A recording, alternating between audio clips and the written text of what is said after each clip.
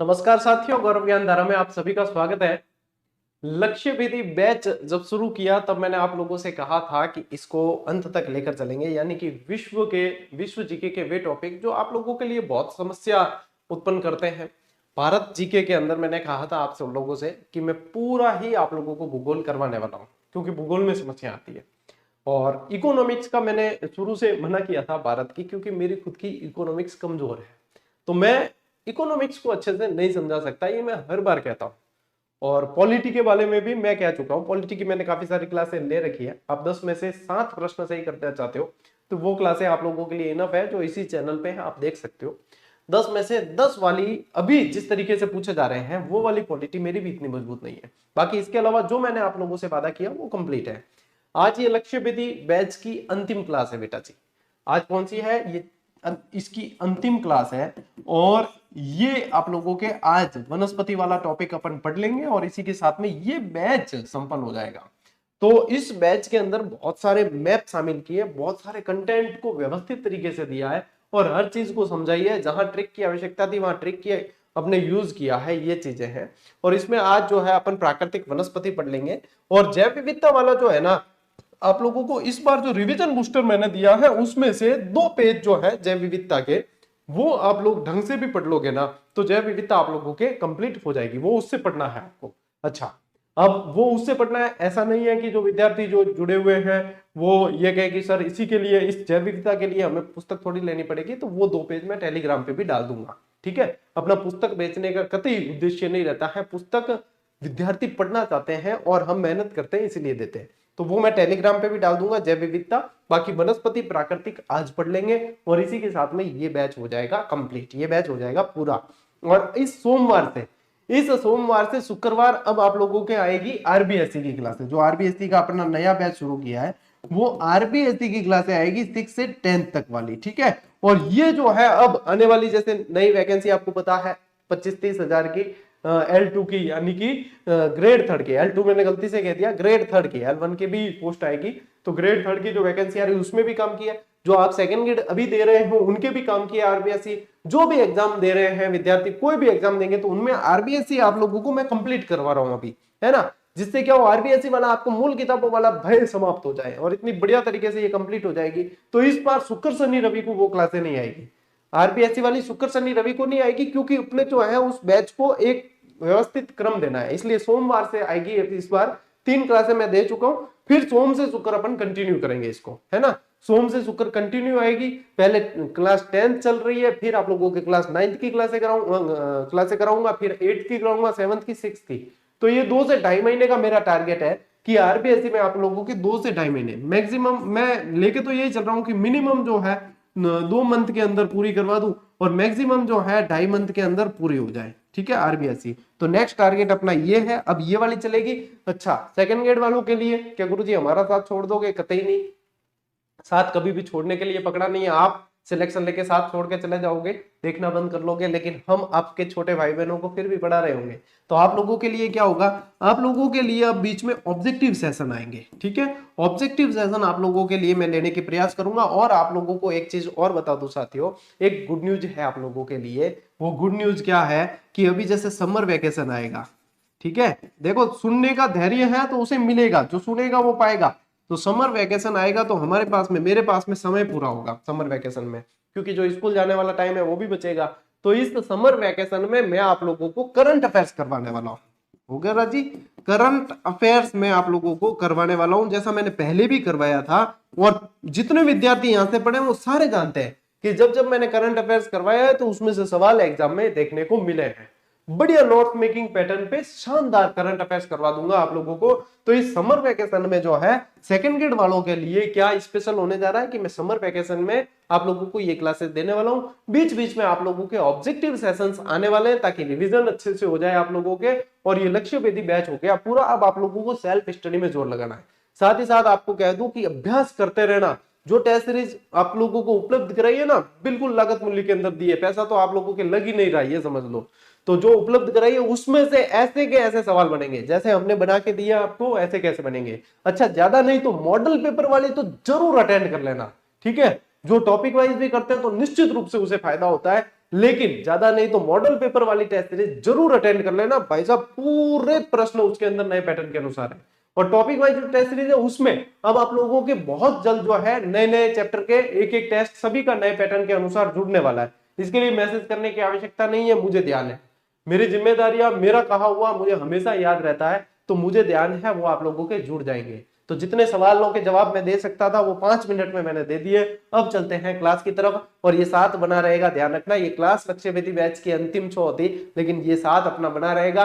Telegram से जुड़े रहना आप लोगों के लिए, जब जब जो जो सेशन आएंगे उसकी सूचना पहले टेलीग्राम पे दे दी जाएगी, ताकि आप लोगों को जो है बार बार यूट्यूब चेक करना नहीं पड़े कि क्या पता हमारे लिए कोई क्लास आई या नहीं आई। बाकी आरबीएससी क्लासें आप लोगों के लिए भी है और बाकी सारे एग्जाम वालों के लिए है, आरबीएससी की जो मैं क्लासें करवा रहा हूँ। ठीक है, आगे बात समझ, आज सूचना सभी तक जो है थे पहुंचा दियो।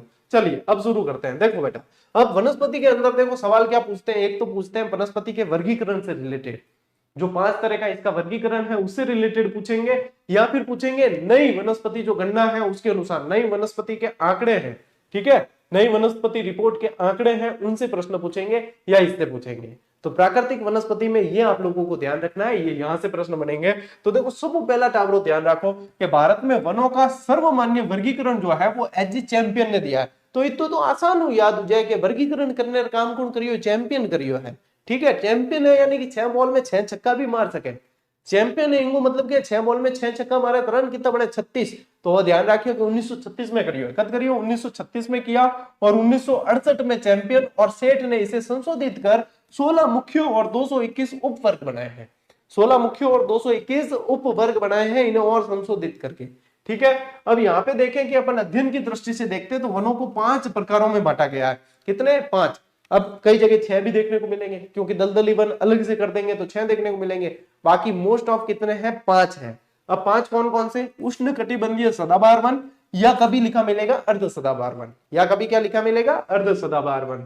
फिर आएगा आप लोगों के मानसूनी वन, ये मानसूनी वन ही होते हैं जो पर्णपाती वन कहलाते हैं, यानी कि जिनके पत्ते झड़ते हैं। ठीक है, जो पतझड़ी वन कहलाते हैं। क्या कहलाते हैं? पतझड़ी वन, यानी पत्ते झड़ेंगे, वही पर्णपाती वन है, वही मानसूनी वन है। कई बार क्या होता है कि मानसूनी वन आ गया और विद्यार्थी पढ़ के गया पर्णपाती, तो वो कंफ्यूज हो जाता है कि हमें तो ये पढ़ा ही नहीं। तो सारे ध्यान रखना है। ठीक है, फिर देखो उष्ण कटिबंधीय शुष्क कांटेदार वन, ये क्या होते हैं? शुष्क कांटेदार, यानी कि यहाँ पे वाष्पोत्सर्जन की क्रिया कम होती है। पर्वतीय वन या शीतोष्ण वन, या फिर आप लोगों को हिमालयी वन भी लिखा मिलेगा। क्या लिखा मिलेगा? हिमालयी वन भी लिखा मिल सकता है, क्योंकि पर्वतीय, पर्वत क्या है? हिमालय। शीतोष्ण वन भी कहते हैं इन्हें, इन्हें क्या कहते हैं? शीतोष्ण पर्वतीय या हिमालयी वन। और 5वें प्रकार के मैंग्रोव वन, जिन्हें सुंदरी वन कहा जाता है, क्योंकि सुंदर वन के डेल्टाई क्षेत्र में ज्यादा देखने को मिलते हैं, या इन्हें डेल्टाई वन कहा जाता है, या ज्वारीय वन कह देते हैं, और यही दलदली वन होते हैं, यही दलदली वन होते हैं। अब कई जगह दलदली वन को अलग से बता देते हैं, तो इसलिए कई जगह 6 प्रकार देखने को मिलते हैं, और है वैसे 5 है। मोस्ट ऑफ कितने? 5 प्रकार है। ये इसी का चित्र है जो आप लोगों को ध्यान रखना है। ठीक है, चलिए स्क्रीनशॉट लो, आगे बढ़ते हैं।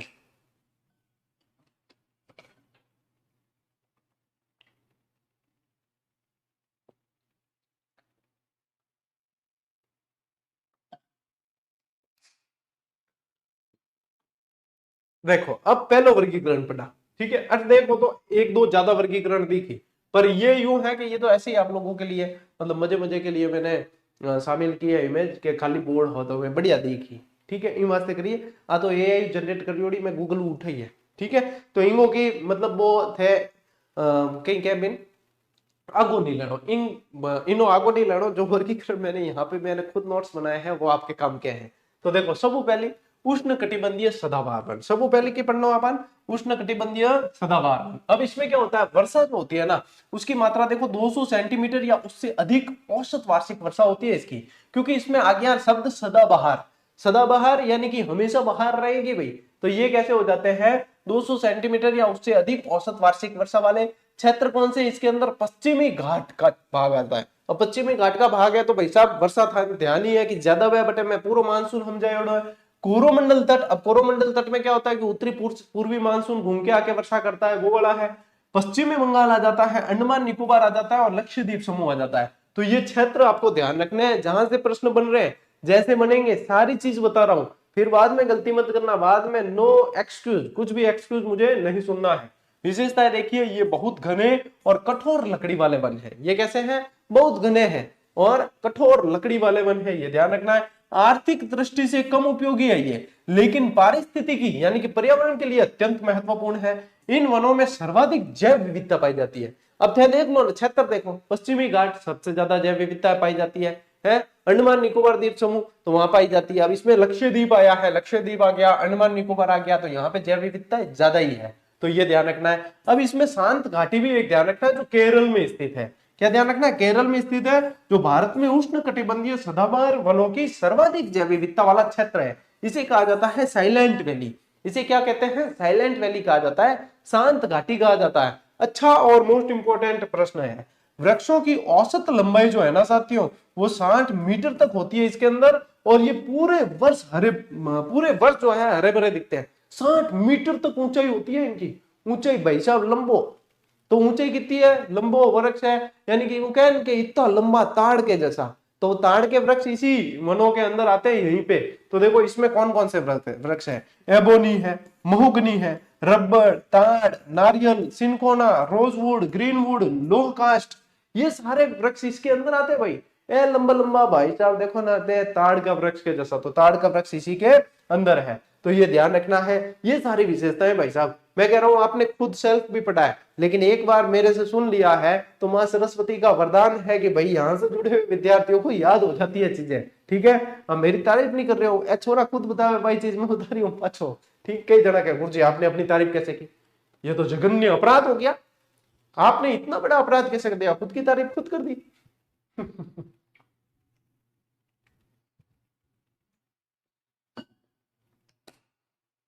चलो भाई, अब आ जाते हैं मानसूनी या पर्णपाती, या इन्हें क्या कहा जाता है? पतझड़ी वन। ठीक है, इसको भी वापस दो भागों में बांटते हैं, जिसमें पहला आता है आपके आर्द्र पर्णपाती वन। ठीक है, आर्द्र पर्णपाती, फिर आएगा आगे शुष्क पर्णपाती।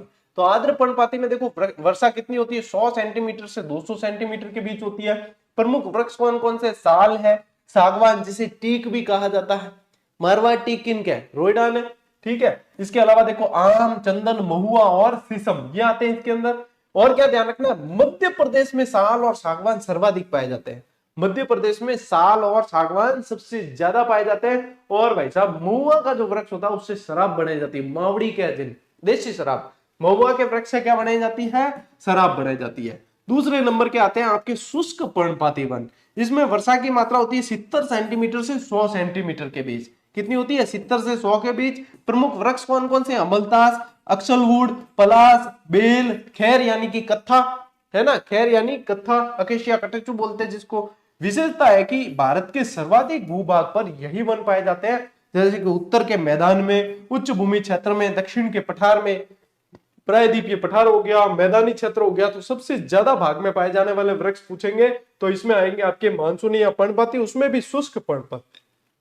उपयोग देखिए कि आर्थिक दृष्टि से बहुत उपयोगी है, फर्नीचर, भवन निर्माण, रेलवे स्लीपर और कृषि उपकरण बनाने के अंदर काम आते हैं। ये रेलवे की जो बर्थ होती है ना ट्रेन के अंदर, वो बर्थ और ये सारे बनाने में ये काम आते हैं, तो ये भी ध्यान रखना। मानसूनी वन, पर्णपाती वन कहा जाता है इन्हें। ठीक है, ले स्क्रीनशॉट टाबरो। वर्ण प्रश्न था, ठीक है ना, हल्के मत लेना, प्रश्न इनसे बहुत देखने को मिलेंगे।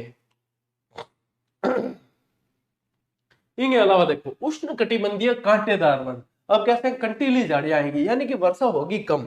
वर्षा कम होने से क्या है कि वाष्पोत्सर्जन कम हो, इसलिए पत्तियां कांटों में बदल जाती है। ये साइंस में अपन पढ़ते आए हैं। अब कई जरा साइंस भी नहीं पढ़ी ढंगू, तो बाने मतलब बट्टे बता दा तो थोड़ा क्या आसान हो जाए। तो देखो 70 सेंटीमीटर से कम वर्षा होती है यहाँ। क्षेत्र कौन से? उत्तर पश्चिमी राजस्थान, यानी आपने पश्चिमी राजस्थान आगो, गुजरात है, हरियाणा है, पंजाब है, और दक्षिणी भारत का वृष्टि छाया क्षेत्र। वृष्टि छाया क्षेत्र क्या होता है? जहाँ कम वर्षा होती है। वृष्टि छाया क्षेत्र में क्या होता है? कम वर्षा होती है। जैसे कि पश्चिमी घाट है, ठीक है, पश्चिमी घाट है तो यहाँ पे तो वर्षा अधिक होगी, जैसे यहाँ से अरब सागरीय मानसून आ रहा है, लेकिन यहाँ पे वर्षा कम होगी। इस वाले भाग में वर्षा कम होगी, ये वृष्टि छाया क्षेत्र होगा। ये क्या होगा? ये वृष्टि छाया क्षेत्र, कि यहाँ पे वर्षा फूल हुई लेकिन इधर छाया क्षेत्र पड़ गया तो यहाँ पे नहीं हुई, ये वृष्टि छाया कहलाता है। विशेषताएं क्या है? इन्हें मरुद्भिद या जीरोफाइट्स कहा जाता है।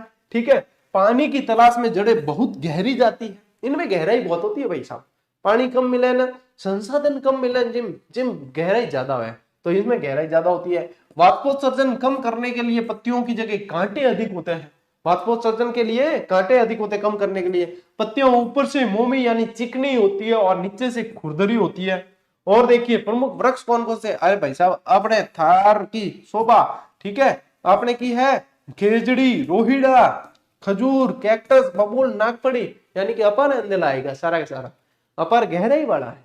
राजस्थान में क्या है कि गहराई वाला है, राजस्थान में लोग भी गहराई वाला है, राजस्थान में जीव भी, ये देखो पौधा, पेड़ पौधा भी गहराई वाला है। इनको मतलब राजस्थानिया में गहराई ज्यादा है। इन वास्ते तो ऐसे ही है ना। ले स्क्रीनशॉट।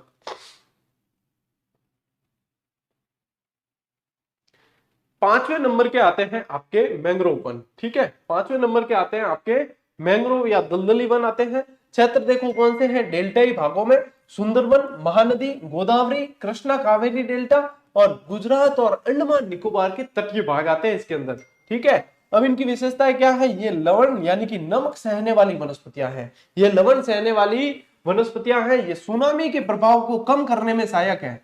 जैसे कि सुनामी लहरों से सबसे ज्यादा नुकसान इन्हीं वनों को होता है, क्योंकि ये सुनामी को झेलती है, समुद्र के आसपास होती है ना, तो सुनामी को झेलने के कारण सबसे ज्यादा जो है नुकसान भी इनको पहुंचता है। प्रमुख वृक्ष कौन से होते हैं इसमें, सुंदरी और ताड़।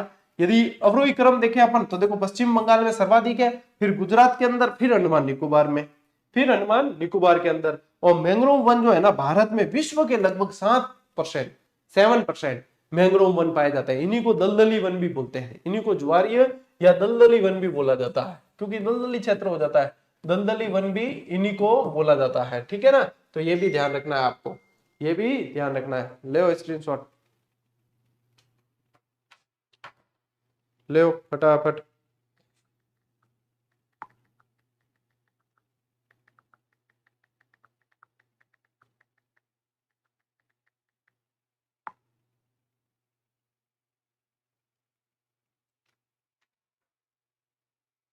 बड़ा आगे, ओके।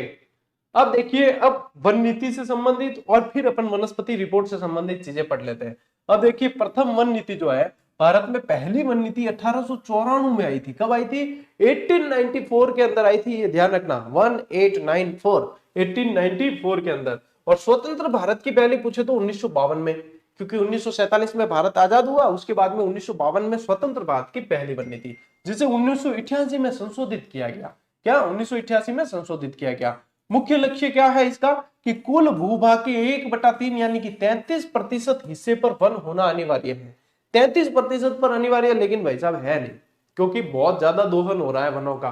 फिर देखो पर्यावरण संतुलन, जैव विविधता संरक्षण और मृदा अपरदन को रोकना, इसलिए ये जरूरी है। स्थानीय लोगों की लकड़ी, चारा और फल फूल की जरूरतों को पूरा करना, वन रोपण में महिलाओं की भागीदारी सुनिश्चित करना, ये सारे इसके प्रमुख लक्ष्य हैं, ये सारे इसके प्रमुख लक्ष्य हैं। अब बात करते हैं कुछ अधिनियम की। तो देखो वन्यजीव संरक्षण अधिनियम 1972 के अंदर पारित होता है, और पर्यावरण संरक्षण अधिनियम 1986 में पास होता है। वन संरक्षण अधिनियम 1988, ये वो जो संशोधन हुआ वही है।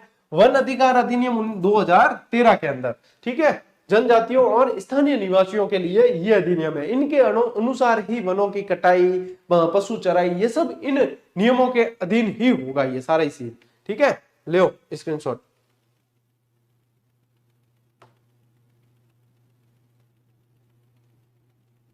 चलो टाबरो आगे बढ़ा के, ओके। अब देखिए हॉट स्पॉट यानी कि तप्त स्थल बोला जाता है जिन्हें, क्या बोलते हैं, तप्त स्थल, हॉट स्पॉट। सर्वाधिक जैव विविधता वाले क्षेत्र होते हैं ये, और विश्व में कुल 36 हॉट स्पॉट क्षेत्र है। कितने हैं, 36, जिसमें से 4 भारत के अंदर है। विश्व में कुल 36 है, जिसमें से 4 भारत में है। क्या बात हो रही है, हॉट स्पॉट यानी कि तप्त स्थल की बात हो रही है। क्या बात हो रही है, तप्त स्थल की, जिसमें देखिए पश्चिमी घाट आ गया, पूर्वी हिमालय आ गया, इंडो बर्मा क्षेत्र आ गया और सुंडालैंड, ये 4 भारत के अंदर पड़ते हैं। और ये भाई साहब मोस्ट इंपॉर्टेंट है, आपके हॉट स्पॉट मोस्ट इंपॉर्टेंट है, ठीक है। हॉट स्पॉट चालू कर, यहाँ क्या है, हॉट स्पॉट चालू कर। थे तो विद्यार्थी तो हॉट स्पॉट में ज्यादा समझता हो, क्योंकि डेटा फटाफट खत्म हो जाए, फटाफट बस की क्लास देखनी है या कोई गाइडेंस वीडियो देखना है तो बस फटाक कह देगा हॉट स्पॉट चालू कर, फटाफट करियो करियो। तो ये बायोस्फीयर रिजर्व, जैव मंडल नीचे बोलते हैं, जिसको भारत में कुल 18 जैव आरक्षित क्षेत्र है, जिसमें से देखो प्रथम जो है वो नीलगिरी बायोस्फीयर रिजर्व है, जो 1986 में कर्नाटक, तमिलनाडु और केरल में बना है। कहाँ बना है, कर्नाटक, तमिलनाडु और केरल में। अच्छा, ये यहाँ पे जो दर्शा रखे ना क्षेत्र, वो ये 4 हॉट स्पॉट है। ठीक है, ये आपके 4 हॉट स्पॉट है, ये ध्यान रखना आप लोगों को कि देखो एक तो पश्चिमी घाट वाला क्षेत्र आ गया आपके ये, ठीक है, एक आ गया आपके पूर्वी हिमालय वाला क्षेत्र आ गया, ठीक, फिर आपके आ गया इंडो बर्मा वाला क्षेत्र आ गया, ठीक है, इंडो बर्मा वाला क्षेत्र आ गया, और आपके आ जाता है सुंडा लैंड वाला क्षेत्र आ जाता है। ठीक है, अब देखो इसमें से बायोस्फीयर रिजर्व में जो है 18वां बायोस्फीयर रिजर्व पन्ना मध्य प्रदेश को घोषित किया, जो 2011 में किया गया। कब किया है? पन्ना मध्य प्रदेश 2011 में। सबसे बड़ा कौन सा पूछेंगे तो कच्छ का रण गुजरात में जंगली गधों के लिए प्रसिद्ध है, जंगली गधों के लिए प्रसिद्ध है, इसीलिए अपने भारत में राजस्थान के अंदर रणखार क्षेत्र है। ठीक है, रणखार क्षेत्र जो रिजर्व क्षेत्र है वो भी जंगली गधों के लिए प्रसिद्ध है, क्योंकि वो भी कच्छ के रण से टच में है। ठीक है, कच्छ में ही पड़ता वो भी, तो कच्छ का रण गुजरात का जो जंगली गधों के लिए प्रसिद्ध है। ये मोस्ट इंपॉर्टेंट है फैक्ट, इनमें से प्रश्न बढ़ेंगे, स्क्रीनशॉट लो फटाफट, फिर आगे बढ़ते हैं।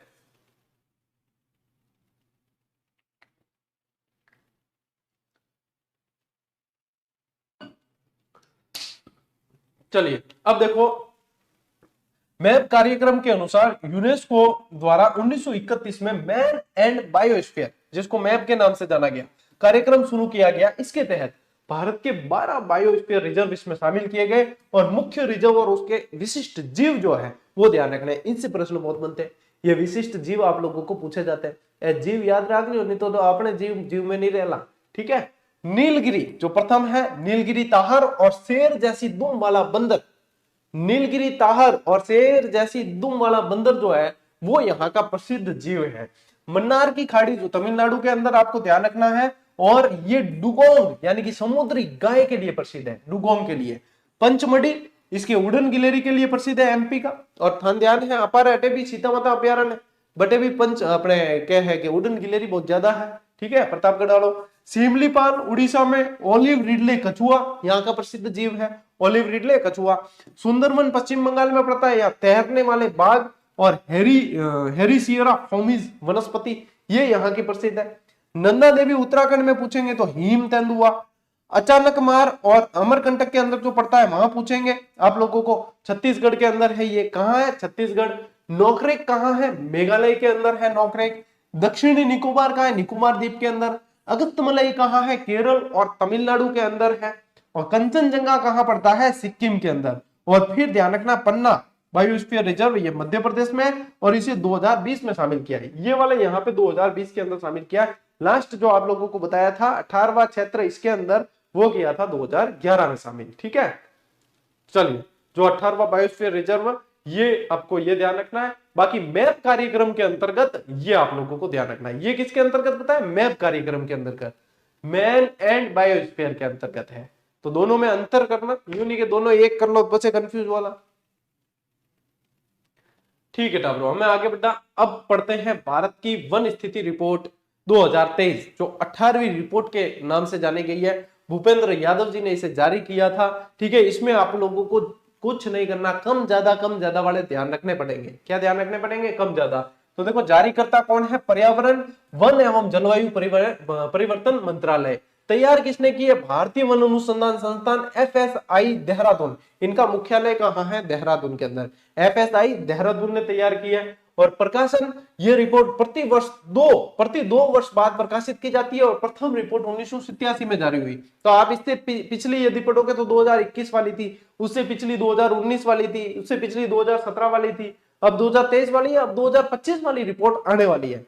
अभी तक नहीं आई है, इसलिए ये 2023 वाली ही अपन को पढ़नी है। ठीक है, अब देखो देश के वन और वृक्षावरण के आंकड़े, यहीं से प्रश्न पूछेंगे अब कि यहाँ पे ध्यान रखना है कुल वन और वृक्षावरण।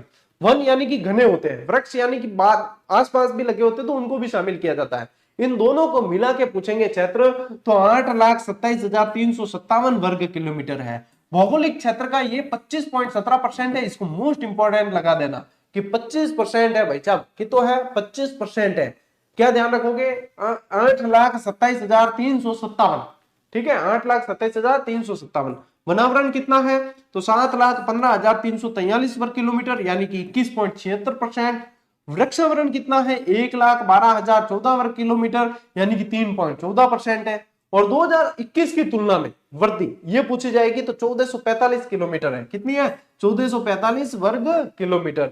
वनावरण में देखोगे तो 156 वर्ग किलोमीटर और वृक्षावरण में देखोगे तो 1289 वर्ग किलोमीटर। तो ये आंकड़े आप लोगों को याद करने पड़ेंगे और इन आंकड़ों से ही मैं कह रहा हूं कि सवाल आप लोगों को देखने को मिलेंगे।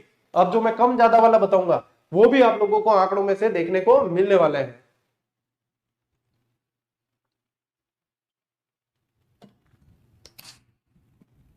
ठीक, देखो वृक्ष और वनावरण में अधिकतम वृद्धि दर्शाने वाले राज्य कि वृक्ष और वनावरण में अधिकतम वृद्धि दर्शाने वाले, तो उसमें ध्यान रखना है छत्तीसगढ़ 684 वर्ग किलोमीटर, उत्तर प्रदेश और उड़ीसा की एक समान है 559 वर्ग किलोमीटर, राजस्थान की 394। ये कैसे है? ये क्रमशः है, ये सारे के सारे क्रमशः है और क्रमशः ही याद रखने हैं आप लोगों को। सबसे ज्यादा किसके हैं? सबसे ज्यादा भाई साहब यूं क्या सबसे ज्यादा रन क्यों बने? छक्के में बने, तो छक्के में यानी 6 से छत्तीसगढ़। ठीक है, ऐसे याद रख लेना। वनावरण में अधिकतम वृद्धि दर्शाने वाले शेष 3 राज्य कौन से हैं? मिजोरम, गुजरात और उड़ीसा है। कौन कौन से? मिजोरम, गुजरात और उड़ीसा। मिजोरम में 242 वर्ग किलोमीटर वृद्धि, गुजरात में 180 वर्ग किलोमीटर और उड़ीसा में 152 वर्ग किलोमीटर है। ठीक है, एमजीओ क्या ध्यान रखोगे? एमजीओ, एनजीओ तो बहुत पढ़ते हो, यहाँ पे एमजीओ याद रख लेना वृद्धि के अंदर। क्षेत्रफल की दृष्टि से यदि अपन देखते हैं कि सबसे अधिक वन और वृक्षावरण वाले राज्य कौन से हैं क्षेत्रफल की दृष्टि से, तो यहाँ पे एम मैम याद रखना है। क्या याद रखना है? मैम। तो क्षेत्रफल की दृष्टि से मैम ध्यान रखो, एम। मध्य प्रदेश, अरुणाचल प्रदेश, महाराष्ट्र। मध्य प्रदेश में 85,724 वर्ग किलोमीटर, अरुणाचल प्रदेश में 67,083 वर्ग किलोमीटर और महाराष्ट्र के अंदर 65,383 वर्ग किलोमीटर। और क्षेत्रफल की दृष्टि से सर्वाधिक वनावरण वाले क्षेत्र यदि देखें तो यहाँ पे आप लोगों को ध्यान रखना है मध्य प्रदेश 17,073 वर्ग किलोमीटर, अरुणाचल प्रदेश 65,882 और छत्तीसगढ़ 55,812। तो यहाँ पे देखो एम ए तो बराबर आ रहा है। ठीक है, और फिर क्या ध्यान रखना है? अपने छत्तीसगढ़ ध्यान रखना है। ठीक है, छत्तीसगढ़ ध्यान रखना है। तो यहां से जो है आप लोग थोड़ा सा ध्यान रखेंगे। जैसे इनके एप्पल के जो लैपटॉप आते हैं ना उनको बोला जाता है मैक, उनको क्या बोलते हैं? मैक। तो मैक से ध्यान रख लेना यहाँ पे MAC, तो सी से छत्तीसगढ़, ऐसे याद हो जाएगा। ठीक है, यहाँ MGO हो ही गया है। ठीक है, तो इस तरीके से थोड़ा सा मैंने आसान कर लिया आप लोगों के लिए, क्योंकि यहाँ आंकड़े तो देखो याद बहुत कम रहेंगे, लेकिन कम से कम इनका क्रम याद रहना चाहिए अपने को, तो अपने जो है सवाल सही हो जाएंगे। अब देखो कुल भौगोलिक क्षेत्रफल की तुलना में वनावरण प्रतिशत की दृष्टि से शीर्ष कौन कौन से हैं? तो इसमें ध्यान रखना लक्षद्वीप 91.33%, मिजोरम 85.34% है और अंडमान निकोबार द्वीप समूह 81.62% है। सबसे ज्यादा लक्षद्वीप है कुल भौगोलिक क्षेत्र की तुलना में देखें तो। 75% से अधिक वनावरण वाले राज्य या केंद्र शासित प्रदेश कुल कितने हैं? 8।